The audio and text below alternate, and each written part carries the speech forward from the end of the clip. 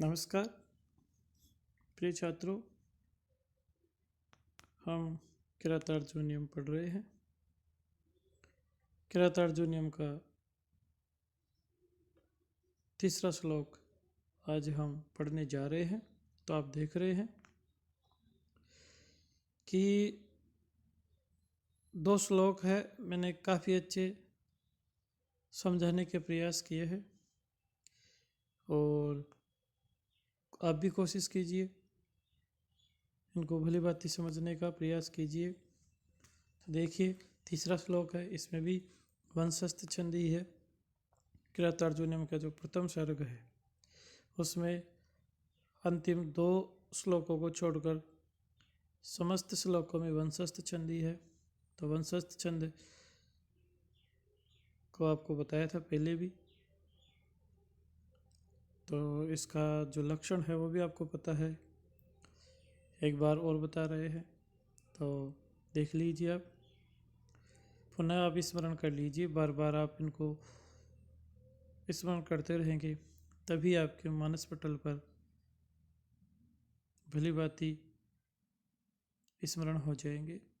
अर्थात विद्या अभ्यास मांगती है, समय समय पे अभ्यास करते रहना चाहिए। तो आप देख ही रहे हैं, द्विषां विघाताय विधातुमिच्छतो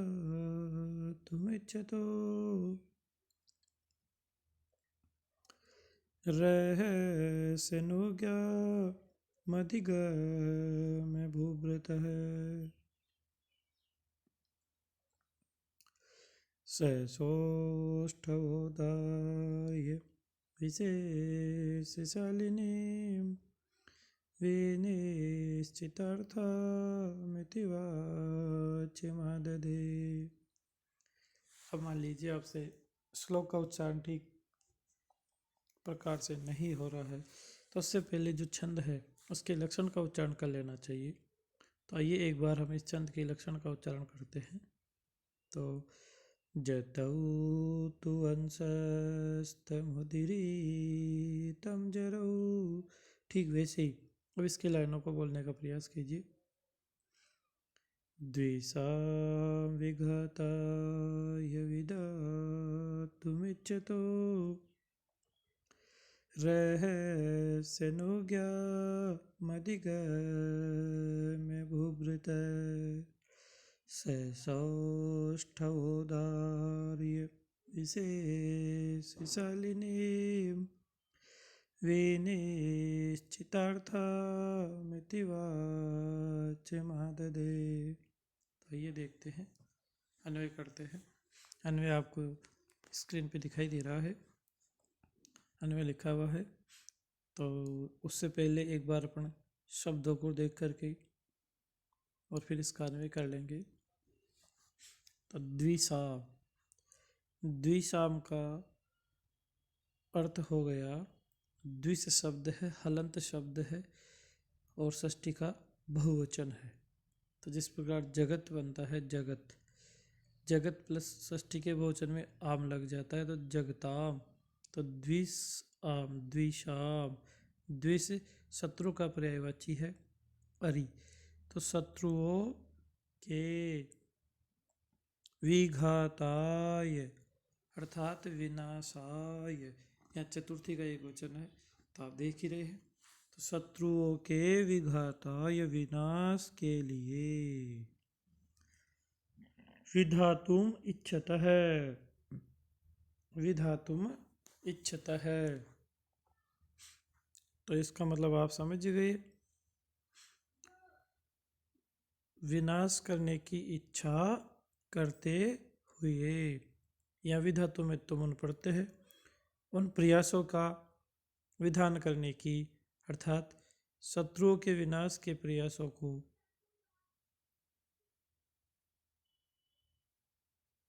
सोचते हुए, इच्छता है। ये भी षष्ठी का एक वचन ही है यहाँ पे। तो इसमें देख रहे हैं कि विधातुम इच्छतो, तो विधातुम तुम पढ़ते हैं, को के लिए वाक्यानुसार अर्थ हो जाता है इच्छतः, यहाँ पे सत्र प्रत्यय लगाकर शब्द बनाया गया है। फिर षष्ठी का एक इच्छा करते हुए।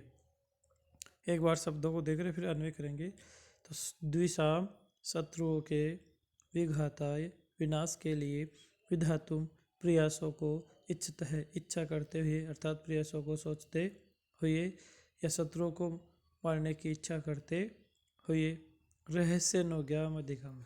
अब यहाँ इसको देखिए, जो रहस्य है इसको खोलिए, इसका संधि विच्छेद कर दीजिए। सप्तमी का एक वचन के हिसाब से इसको बनाइए, रहसी। रहसी छोटा सी हो जाएगा, जैसे कि आपको अन्वय में स के बाद दिखाई दे रहा है, रहसी। इसके बाद अनुज्ञाम। अब ये में से ए बार निकाल लिया तो क्या हो जाएगा, अनुज्ञाम। यण संधि है तो आपको पता है ई के बाद ए हो गया तो ई के स्थान पे क्या हो जाएगा, ये हो जाएगा। इस प्रकार रहसी अकेले में, एकांत में। अनुज्ञाम लताम, लता की तरह। द्वितीय का एक वचन, लता को, अनुज्ञा को, आज्ञा को, अनुमति को।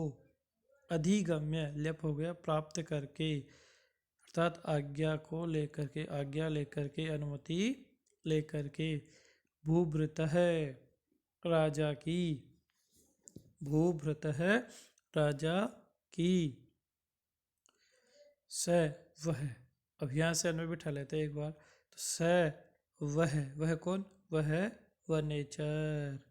रहसी अकेले में, एकांत में। द्विषाम विघाताय शत्रुओं को मारने के लिए। विधातुम इच्छत है प्रयत्न करने की इच्छा करते हुए। भूभृत है राजा की, अर्थात राजा युधिष्ठिर की। अनुज्ञाम आज्ञा को, अनुमति को। अधिगम्य प्राप्त करके। सौष्ठवोदार्य, सौष्ठव स उष्ठव है, अर्थात उदार, उदार्य, उदारता से युक्त, गरिमा से युक्त। सौष्ठव अर्थात शब्द और जो अर्थ है उनकी गरिमा से युक्त, विशेष, विशेष, विशेष रूप से शालिनी, विनम्र, वाचम ले लो, वाणी को। तो ये पूरा इसमें द्वंद्व समास करके शब्द को बनाया गया है। तो जो वाचम है द्वितीय का एक वचन, उसके विशेषण है ये। तो वाचम यानी वाणी को। तो यहाँ अब देखिए आप, तो वाचम जो वाणी कैसी है वो बता रहे कि सौष्ठवोदार्य, शब्द और अर्थों से सुसज्जित, विशेष, विशेष, शालिनी और नम्रता से युक्त वाचम वाणी को। और भी कैसी है, विनिश्चितार्थाम, ये भी इसी का विशेषण है। तो विनिश्चित, निश्चित अर्थाम, अर्थ को बताने वाली। ऐसा नहीं है जो ये कह रहा है उसका कोई अर्थ ही नहीं निकले। विनिश्चित अर्थ है, अर्थात उसका सार गर्भित एक निश्चित अर्थ है। ऐसी वाणी को आददे कहने लगा, अर्थात वनेचर बोलने लगा। अब वनेचर इतना शिष्टाचारी है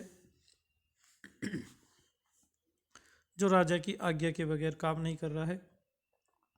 राजा की आज्ञा लेकर ही वो राजा को कहना प्रारंभ कर रहा है। तो इसमें दो चीज़ हो गई। एक तो वनेचर का जो व्यवहार है वो देखिए, अपने राजा की बिना आज्ञा कोई काम नहीं कर रहा है।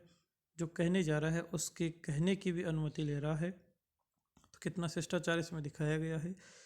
दूसरी बात यह है कि जो वाणी कह रहा है वो वाणी क्या है, इसकी विशेषता इसमें बताई गई है। तो इसमें जब आप देख रहे हैं इन चीज़ों को, तो वाणी देखिए कैसी वाणी है उसकी। वाणी में बताया गया कि सौष्ठव है, शब्द और अर्थों से युक्त है, सुसज्जित है, उदार है उसकी वाणी, उदार है उसकी वाणी में उदारता है, ऐसे डीठपन नहीं है, अर्थात बहुत मीठी है, विशेष है और विशेष शब्दों वाली उसकी वाणी है। शालिनी है, बहुत शालीन है, नम्र है, इतनी मधुर है। और विनिश्चितार्था, और निश्चित है, निश्चित अर्थ को बताने वाली है। ऐसी वाचम वाणी को। इस प्रकार ये सारे के सारे द्वितीय के एकवचन में हो गए और यहाँ पे समास होकर के शालिनीम नदीम की तरह द्वितीय के एकवचन में यहाँ लगा दिया है। सौष्ठवो दार्य विशेष शालिनीम विनिश्चितार्था वाचम। ये वाचम के विशेषण इस प्रकार। अब आपको अच्छी तरह समझ में आ गया होगा कि वाणी कैसी कह रहा हो। तो शब्द और अर्थों की गरिमा से युक्त विशेष वाणी, और वो भी मधुर है, शालिनी है, नम्र है, विनम्र है, और विनिश्चितार्था और निश्चित अर्थ को बताने वाली वाचम वाणी को आददे बोलने लगा, कहने लगा। इस प्रकार इसका संपूर्ण अर्थ यहाँ से अन्वय के हिसाब से हो जाएगा कि वह वन्यचर शत्रु के विनाश के लिए प्रयत्न करने की इच्छा करते हुए उस राजा की अकेले में आज्ञा प्राप्त करके शब्द और अर्थों की गरिमा से युक्त विशेष और मधुर तथा निश्चित अर्थ को बताने वाली वाणी को कहने लगा। अब बच्चों आपके श्लोक आसानी से समझ में आ गया होगा। अभी भी यदि किसी को दिक्कत है तो उसका समाधान कर दिया जाएगा। Thank you.